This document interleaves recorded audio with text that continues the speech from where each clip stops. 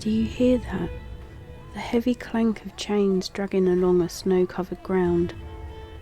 The rustle of dark fur against the wind. It's not the wind you're hearing, something's out there. Something that's ancient, something that comes with the cold. The shadows of winter hide more than just the chill. And tonight, we're stepping into those shadows, uncovering a figure that has haunted Christmas for centuries, bringing fear in the guise of festivity. You're listening to Podcast Folklore, and tonight we're exploring Krampus.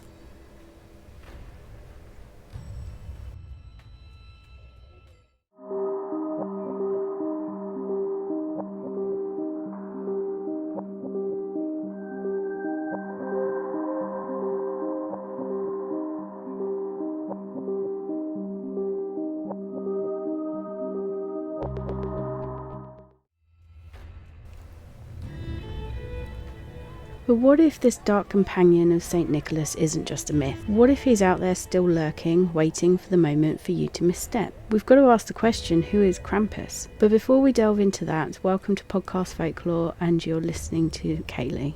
We like to explore the weird, wonderful myths, legends, and sometimes eerie world of folklore. And if you enjoy what we do, all I ask is that you hit the subscribe button and push the notification bell. The story of Krampus isn't just rooted in fear, it's anchored deep in the ancient traditions of the Alps, a ritual far older than Christmas itself. Long before stockings and sleigh bells, there were gods of the wild, spirits of the dark, and beings that thrived in the cold, and among them was Krampus. His name Krampus comes from the German word Krampen, meaning claw. Fitting, isn't it? A name sharp and jagged, much like the creature himself, but where did he come from, and what darkness gave birth to him? Some say Krampus is more than just a monster, he's a memory of the old ways. Before Christianity swept through the Alpine regions, there were pagan festivals that honoured the turnings of the seasons, where people gathered to face the terrors of winter head on. You see, in those days the gods weren't just kind jolly figures, they were wild, untamed and merciless. And Krampus, he's thought to be a relic of that time. There were whispers that Krampus shares bloodlines with the horned god deities and ancient myths that are out there. The Greeks had Pan, the wild god of the forests and fertility with his goat legs and a primal energy. The Norse had Loki, the trickster, and his Pershon for chaos. And some stories claimed Krampus as the son of Hel, the goddess of the underworld in Norse mythology. A being born of the cold, dark places where the dead reside. Could it be that Krampus isn't just a punisher of children, but a gatekeeper of something far worse? It makes sense, doesn't it? Something so terrifying would come from a heart of winter itself, a time where days are short and nights stretch endlessly, and survival feels uncertain. Well, it would have long ago. Imagine it, centuries ago when the nights were darker, colder and full of unknown dangers. Wouldn't a creature like Krampus feel very real? The chains he carries, clanking as he walks, might represent the binding of chaos, an attempt to hold on to his ancient power. Or maybe they're a warning, a sound meant to strike fear into anyone who hears it. A bundle of birch twigs he carries, well, it isn't just a tool for punishment. It's a symbol used for old pagan rites to cleanse and drive evil spirits away. But Krampus isn't here to cleanse, he's here to punish. The sack or basket that he's often seen carrying is also an unsettling detail. In some versions of the tale of Krampus, he doesn't just beat naughty children, he takes them. And where does he take them? Well, again, more questions. Some say his lair in the mountains, a cold and desolate place where no one escapes. Others say he drags them into the underworld itself, to face a fate far worse than death. But here's the question that keeps us up at night. Were these just stories to keep children in line, or was Krampus a very real warning? A reminder of the forces that once roamed unchecked in the wilderness? So, listener, think about it. When you hear the name Krampus, is it just a scary story? Or is it a shadow from an older world, maybe? One that still lingers in the dark corners of our holiday traditions? And what if Krampus is more than a myth? What if he's a remnant of something we've forgotten? Something waiting and watching and ready to return? There's certainly those out there that believe in Bigfoot. You see, because winter is his season, and the night, that's his time. So for most, the Christmas season is usually a time of joy and warmth and generosity, a celebration of light in the darkest time of the year. But lurking beneath the surface of those cheerful traditions, there was a darker side. What if for every candy cane stocking stuffer there was a consequence of bad behaviour that went far beyond a lump of coal? Enter Krampus, the shadow to the St. Nicholas's light, the yin and yang punisher to his reward. As the fire is crackling in the hearth and your stockings are hung, and you're dreaming of the morning to come. But what if you haven't been good this year? What if instead of St. Nicholas slipping down the chimney with gifts, something else comes instead? Something with horns and something with claws. While St. Nicholas brings treats, candies, fruits, nuts, well, traditionally he did anyway, Krampus comes with something very different. Punishment, and he doesn't hand it out lightly. In Alpine folklore, Krampus wasn't just to warn the children, he delivers on these promises of punishment. Naughty children might find themselves whipped with a bundle of birch twigs and their skin stinging with the sharp, unforgiving lashes of the forest. But that's only just the beginning. You see, Krampus doesn't stop at just the punishment. If you're especially bad, if your name is etched deep on that naughty list, he'll take it a step further. In many tales he carries the basket or sack slung over his back, and that's exactly where you will go, stuffed inside, screaming into the cold night as he drags you away. You can see there's also the fact that some say when Krampus has taken you, he will also force the children into servitude, working for him in the eternal darkness, a punishment with no end. And even the even darker tales, Krampus doesn't just punish the children, he eats them. Yes, you heard that right. The most severe version of the legend doesn't leave room for second chances. The bad children don't live to misbehave again. But what's chilling about these stories isn't just the horror, it's the purpose. Krampus isn't just a monster for the sake of fear. You see, he's a lesson and a warning. His terrifying presence is meant to keep children in line and make sure they behave during the holiday season. In a way, he's the ultimate enforcer, the darker half of Christmas. While St. Nicholas rewards, Krampus reminds us that every reward has a cost, and every action has a consequence. But here's a question we can't stop asking. Was Krampus just a tale to scare children into behaving, or was he something more? Something real? Because when you think about it, doesn't every legend have a kernel of truth? For a creature so terrifying, so steeped in shadows and fear, you'd think Krampus would be universally shunned, a figure avoided at all costs. But here's the thing about humanity that we do know and love. We have a strange way of embracing what scares us, and turning our fears into fascination. And in some parts of the world, Krampus has become more than just a tale. He's a tradition of celebration, even a gift. That's right, if you ever find yourself in the Alpine regions during the holiday season, don't be surprised if someone offers you a Krampus cookie or hands you a Krampus-shaped chocolate. Yes, this horned god has now been immortalised into sweet treats. It shows how much we have changed our view on the world. But it doesn't stop there. There's another tradition that might also make you smile or shiver. Krampus postcards.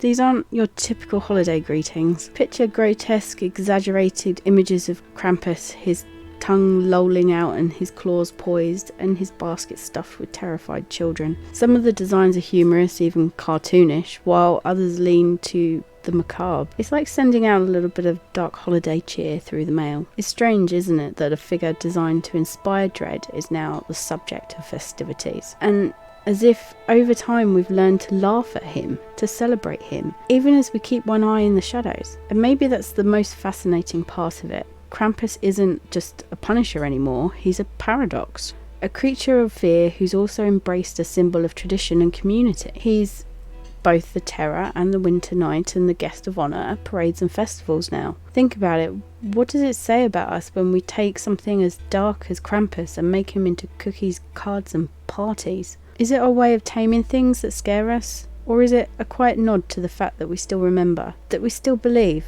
Even just a little? Because Krampus isn't just folklore, he's a reminder. A figure who for centuries has walked the line between fear and celebration, between punishment and festivity. When you think of Christmas, what comes to mind? Lights, carols, gifts, and under a tree, and maybe something darker. That Krampus figure lurking in the shadows, waiting for the clock to strike so that he can step out of legend and into the world of tradition. The shadow that dances just behind St. Nicholas. In the early 20th century, his very existence became a real point of controversy. The Catholic Church, especially in the Alpine regions, saw Krampus as a relic of paganism, a thorn in the side of their efforts to Christianise Christmas fully. A beast with horns, chains and menacing tongue didn't exactly fit into the image of peace on earth and goodwill to all men, and Krampus, they said, was a holdover, a leftover from the old ways. Maybe they were right in a way. Krampus was a remnant of something older. But you see, we love Krampus for the fact that he wasn't going to go down without a fight. While the church tried to stamp him out, to paint the season in a softer, holier colours, people of the Alps held tight to their traditions. Still, by the mid-20th century, Krampus faced into obscurity, his claws dulled by time. No, everything seemed to be slipping away. Then something unexpected happened. In the 1980s and the 1990s, it brought a revival, a resurgence of old customs and folklore, including Krampus. Once again, he could come out of the shadows. You see, the Alps and Bavaria, proud of their heritage, pulled Krampus out of those shadows and thrust him back into the limelight. Once again, he was clanking his chains at December parades and lurking in the imagination of children and adults alike. You see, Krampus isn't just tolerated now, he's celebrated. His image has become a source of local pride, a blend of terror and humour that now graces everything from costumes to sweets or candies for you Americans. The relationship between Krampus and St. Nicholas is a curious one, isn't it? On the surface they seem like opposites. And one story from 19th century Austria paints a fascinating picture of this dynamic. In it, a poor child known for his mischief is visited by St. Nicholas and Krampus. You see, St. Nicholas apparently begs for the child's mercy, pleads to Krampus to spare the boy, to give him a chance to repent. And Krampus, he listens. In his tale, it suggests that Krampus isn't that monster that he was painted by the church. He's a figure of fear, yes, but also one of redemption.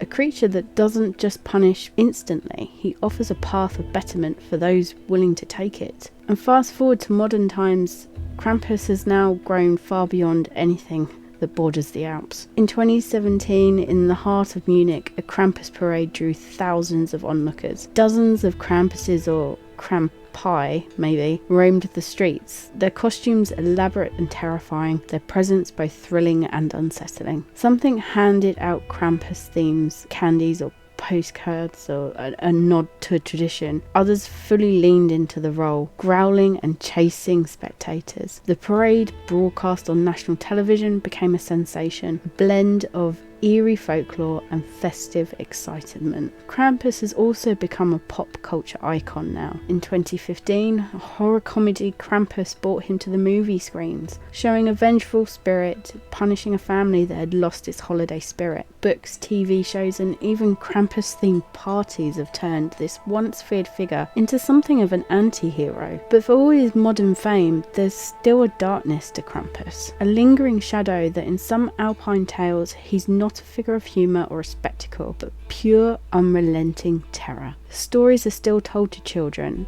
stories of being dragged to his lair, never to return, and this will always endure and still echo through the mountains. Close your eyes for a moment and picture the darkness of a snow-covered forest. The crunch of snow underfoot is deafening in the silence, the chill of the night creeping through the trees. Then a sound, faint at first, like a distant clank of chains dragging across the frozen ground. And then the figure emerges from the shadows. Krampus is no ordinary monster. He is a blend of beast and man, and a nightmare and shadow. His face alone is enough to stop your heart, a grotesque mask of sharp, glowing eyes that seem to pierce through the darkness. His horns twist and curl like gnarled tree branches, each curve a testament to his wild, untamed nature, but his tongue, long, serpentine and unnervingly alive, that makes you want to look away. Imagine it flicking between fangs, curling out in a grotesque delight as he surveys his next victim. His body is no less terrifying, covered in dark matted fur. He seems to absorb the shadows around him. His limbs are muscular but